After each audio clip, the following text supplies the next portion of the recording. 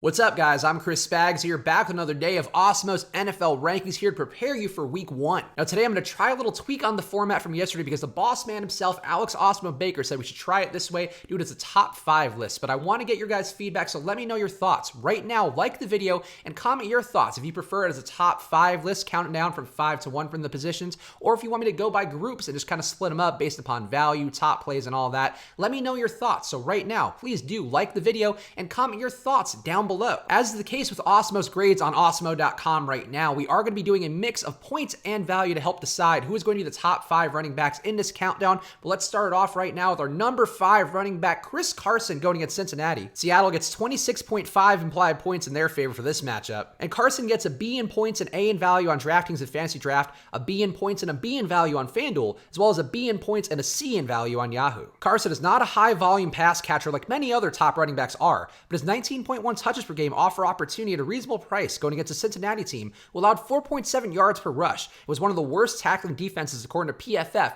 with a 55 grade from their experts over there. The lack of pass catching is a bit of a ding to Carson's opportunity in a PPR format, which every DFS site is, but it is a good spot for him because he dominates that offense, and the Seattle team loves to squeeze the air out of the ball and dominate with the run game. I like the spot for Carson, and again, he projects really well enough to be our number 5 running back on the list. Our number 4 running back for week 1 is going to be Johnson going against Arizona. And in this matchup, Detroit gets 25 implied points in their favor. On's going to be a B in points and an A in value on Fantasy Draft, a B in points and a B in value on DraftKings and FanDuel, and a B in points and a C in value on Yahoo. The addition of CJ Anderson to the backfield muddies things, but Johnson has a shot to pick up more of a passing role with the departure of Theo Riddick, and he has the ability to handle more than his 15 touches per game in 2018, going against an Arizona defense who allowed 4.9 yards per rush with a not-so-nice 69 rushing defense grade from PFF. Johnson proved his talent last year, and Arizona is a team who could end up really pushing the pace on offense as expected. The spot could end up being one that Detroit ends up with the ball even more than you would think. It's a nice spot for Johnson, and that is why he's a number 4 running back this week. And coming in number 3 on our running back charts this week is going to be Dalvin Cook going against Atlanta.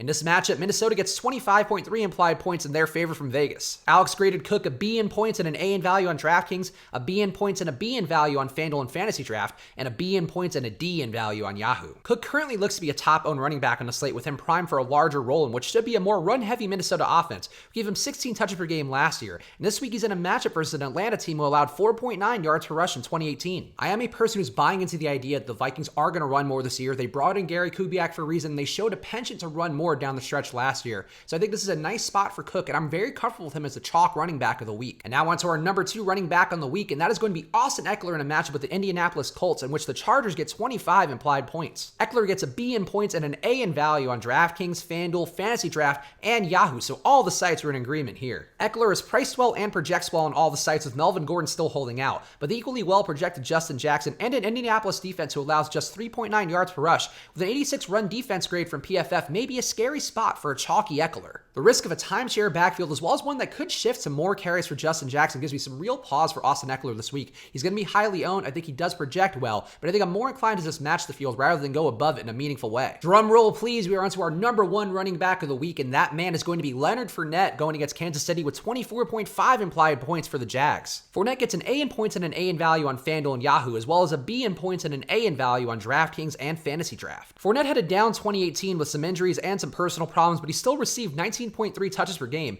and now he has a theoretically better quarterback and an expected high-scoring matchup against his Kansas City defense, who allowed 5 yards per rush with a 65 run defense grade from PFF, and that team only got worse in the offseason. The addition of an at least average quarterback in Nick Foles could be a big improvement for the offense, and Fournette has shown the ability to handle a ton of touches as well as get some pass game involvement. I like Fournette quite a bit in what should be a matchup where the Jags are going to need points desperately from him. So there we have it. Those are our top 5 countdown for the running backs of week 1 according to Awesemo's NFL rankings. And of course, let me know your thoughts down below. If you prefer this format or you do like the 4-corner style, I'm up to do whatever you guys want me to do, as well as what the boss wants me to do. So just let me know how you're feeling down in the comments. And of course, throw the video a like too. It helps us out so much. And also use the promo code SWITCHANDHEDGE for half off your first month of Awesemo Plus. Get all the ownership projections and player projections. And we also have a bunch of new packages for the casual player. If you want to get in there for just $3.95 a week, $3.95 a week. That's less than a Popeye's fried chicken sandwich. And you can't even get that anymore. So use the promo code SWITCHANDHEDGE for half off your first month. month, or get yourself a weekly package for real cheap right now at awesemo.com/join. Go follow me on Twitter and Instagram at Chris Spags. I am going to have an ass load of content coming out this NFL season, so check me out on there. Keep your eyes peeled for anything coming out on the channel, but also just follow me on social media because I'm here for you guys at Chris Spags. So thank you guys for sticking with me as we figure out a proper format to make sure these videos are working the best. I will be back with you guys again tomorrow for the wide receivers and Awesemo's NFL rankings. So see you guys then. Good luck.